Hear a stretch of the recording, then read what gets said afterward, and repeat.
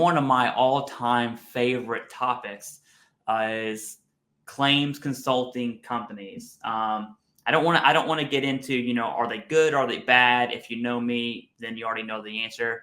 And if you've seen Jason's responses, you already know his feelings towards these companies. What I really want to hone in on, Jason, is what types of claims should be, according to our moral compass that we're making up right now, which claims should be off limits, meaning a VSO is fully equipped, the veteran's evidence is there, and they would most likely win those claims without signing a contract and paying, 5 times, 6 times the increase or upfront fee, whatever the contract says.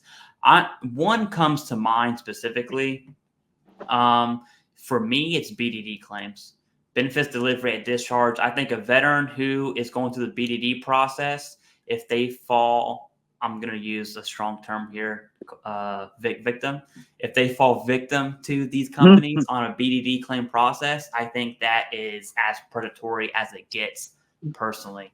On a BDD, which is for active duty service members from 3 to 6 months before that EAS date or ETS date, leaving the military, terminal leave not included. If the veteran is diagnosed, it is almost a slam dunk claim.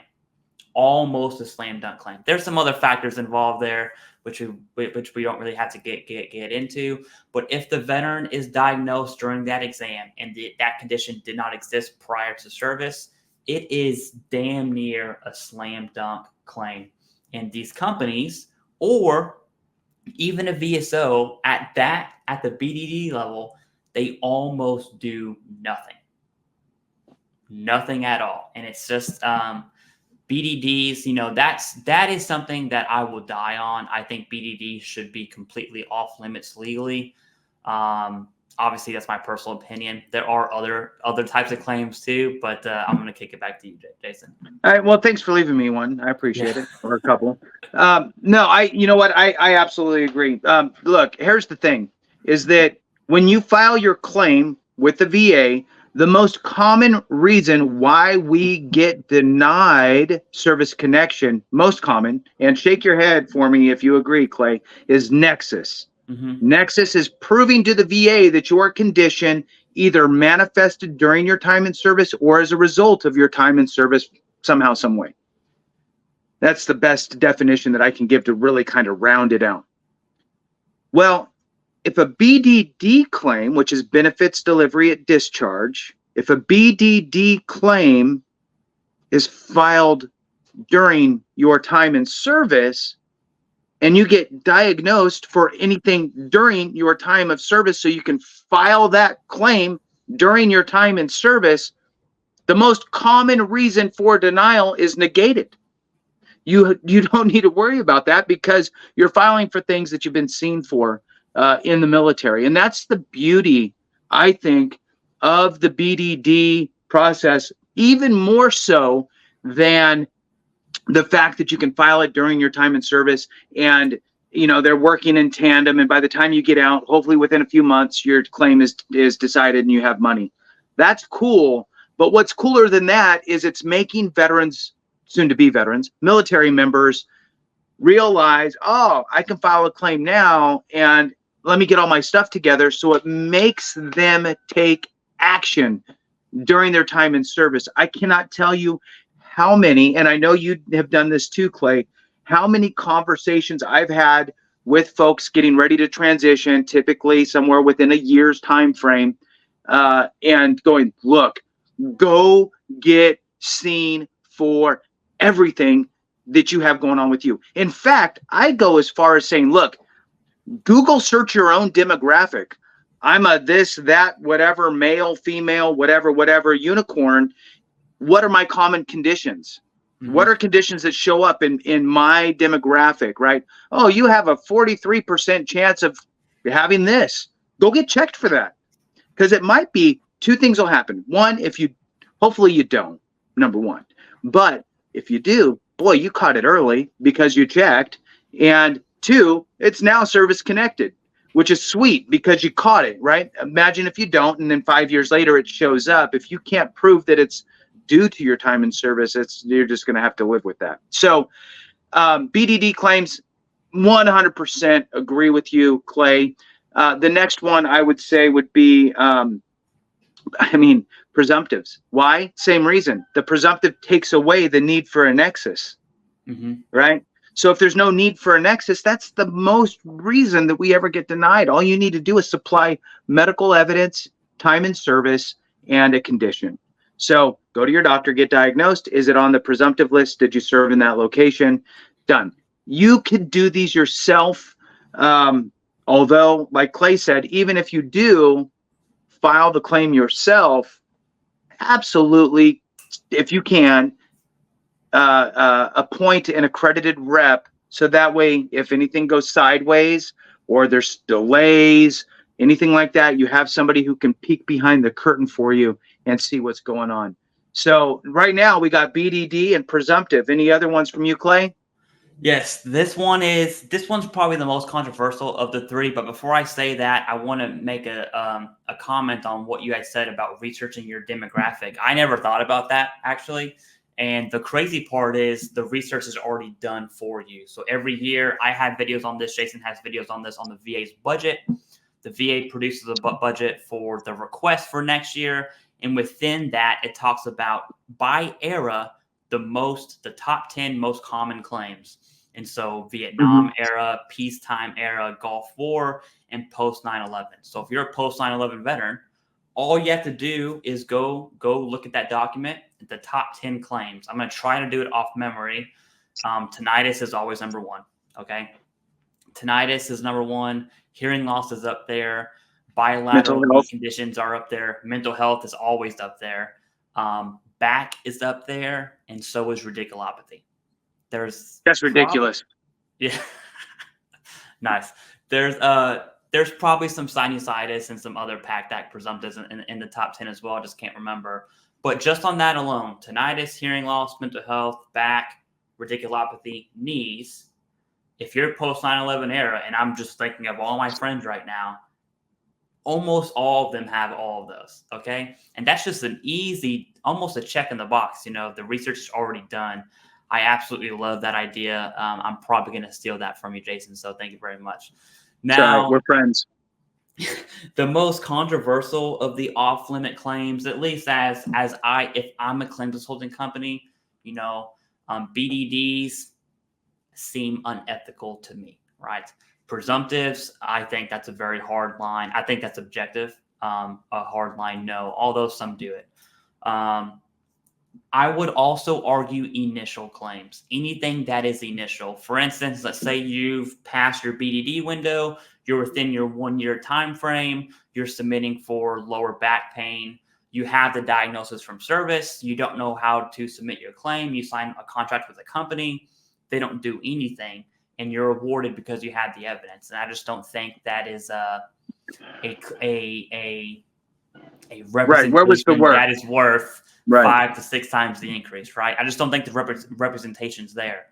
I will give this to claims consulting companies. I would like to see them personally not deal in initial claims and increases so much. That's their main pot of money. If they really worked on supplemental appeals, which a large number of veterans do deal with, I think they would, at least the representation in the legwork to build that supplemental appeal, which is the most difficult claim, in my opinion, is a supplemental. At least there's a workload behind that would cost some dollars. I would compromise and get on board with that.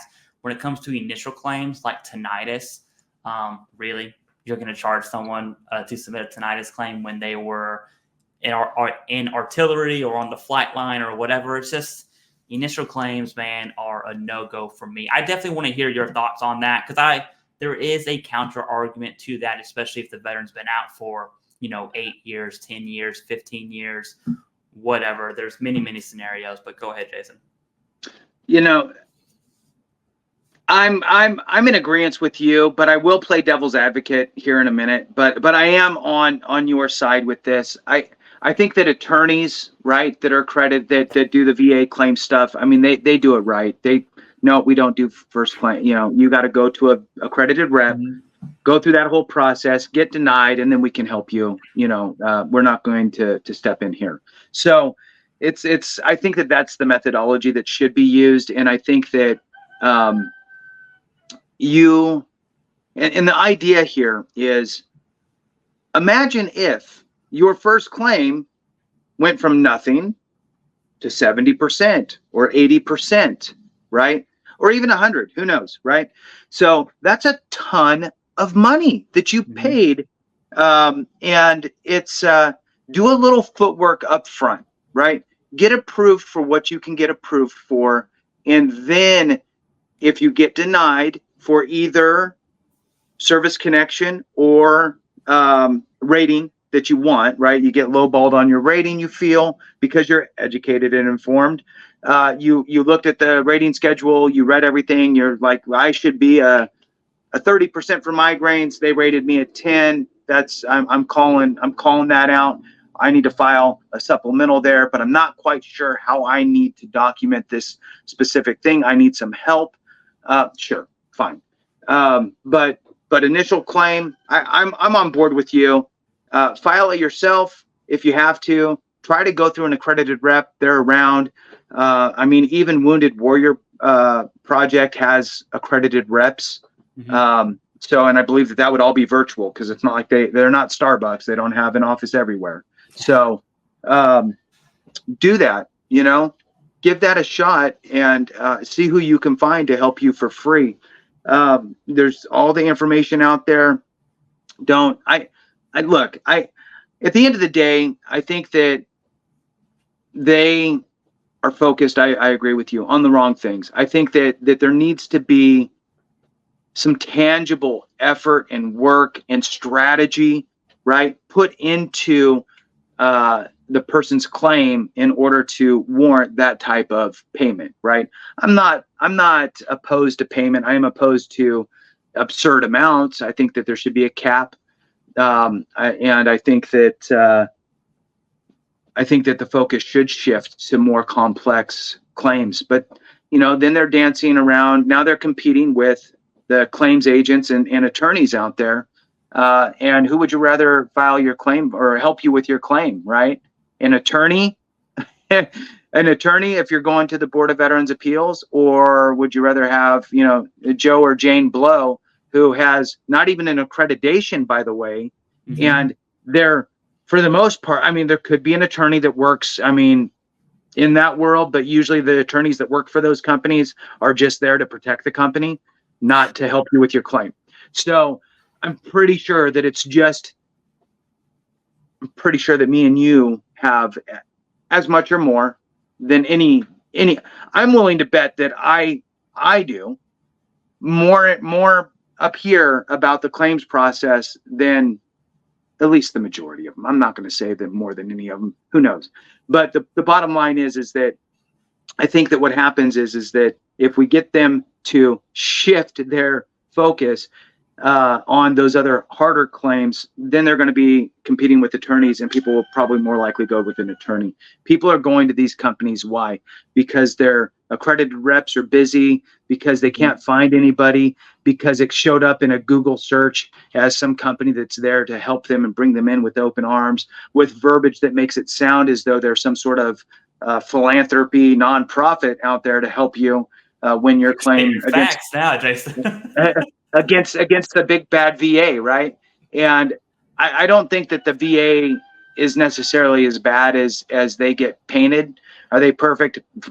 No, they're not. But once you understand the process and you know what they're looking for, it makes it a lot easier of a roadmap, right? I mean, if you know that look, we're not trying to make up conditions, right? It's, you have this condition. Cool. You're diagnosed for that condition. Cool.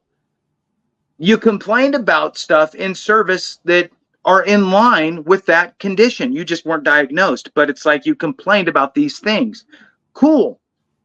There's a schedule of ratings with that condition that tells you exactly what the ratings will be for that condition, depending on your severity. Work with your doctor, get a nexus letter to help hammer home the point that you've made those complaints during your service. Let that be the rationale in that nexus letter. File your claim. There's so much information. I hate when people get ripped off. And I think that the way you avoid it is not go down that route if you can. I don't know what else to say about it, Clay. It's a slippery situation for folks. I think that out of desperation, people go there. I think that there may even be people who, there's success stories though. Yeah. I mean, there's people that say, hey, I've seen them in my comments on the other channel, right? Hey, I went to such and such. I went from here to here. Bam, I had to pay him this much, but look at me now, right? So, if you need that type of hands-on, cool, right? At the end of the day, if that's what you need, but really, I'd say try to do it yourself first, and let that be a very, very, very, very, very, very, very kind of last resort. That's it. Yeah, no, I totally agree with you. And one of the main reasons I harp on the initial claims as off limits is because I had a coworker who's also a friend of mine who joined in 2003, went straight to Iraq when he was a 17-year-old kid, right? Never filed a claim. This was 2022, I believe, 2023.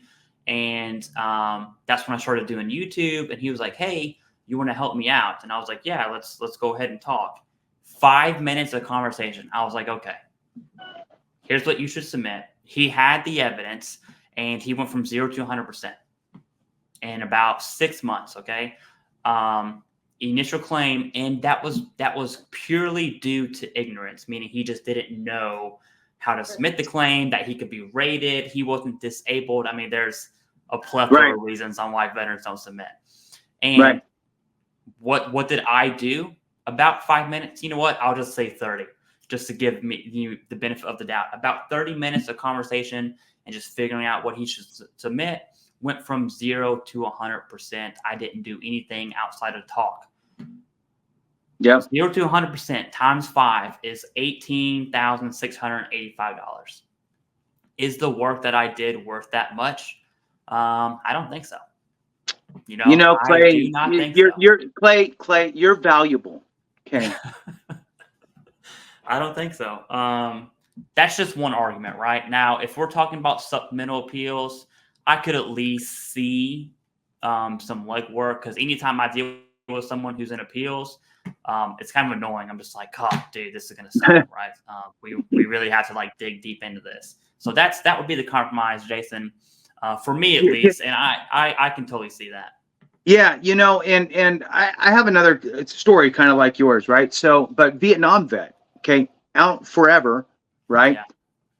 There's no rating with the VA at all, and he was my neighbor. I meet him, we talk, and after a few sentences, hey, do you ever serve? Yeah, in fact, I was in Vietnam. Oh wow, hey, thank you for your service. Welcome home. I'm glad you made it. What'd you do? And he said, well, I was in the Navy, and I was on the little river boats going up. I'm like, oh my God, and what a nightmare that would be, right? And so we got to talking, and at the time, there's already Vietnam presumptives for Agent Orange, right? So we kind of rattled through a few things, and he has them, and it's like, oh well, we probably file a claim. Did you not know? And we're talking, and it's like, well, when I got out, I actually went to the VA, and they told me that I made too much money and sent me away. And I think I told you this story before. I shared it here before. He went to the VHA, the Veterans Healthcare Administration, and he probably just went in and said, yeah, I wanted to see if I could get signed up with VA, because I don't know what else to call it, right? Yeah. Okay, well, how much money do you make? Well, I'm got a fireman job, I'm doing whatever, nope, you make too much money, this is, not for you. Okay, leaves. I tried to sign up with VA for my medical stuff, whatever, right? Got denied. Okay. So here we are today, which was whatever, 5 years ago or something now. And he went from nothing to 80, nothing to 80. Then we turned around and filed for unemployability, and he got that. So he went nothing to 80 to 100 in like a year, and we'll call it a year and a half. I think it was just over a year for both of those claims to go through. And it was primarily presumptives. There was one condition that was not a presumptive, which you could probably guess what it was in Vietnam, up and down riverboat stuff. Yeah. You're going to have a little issue with that. And so we got them all squared away, and it's like, you know, he would have been out a ton of money if he didn't. So in any case, that story there too is, look, even if you have a huge gap between the time you got out and today, there's still opportunities for you. Back to you, Clay.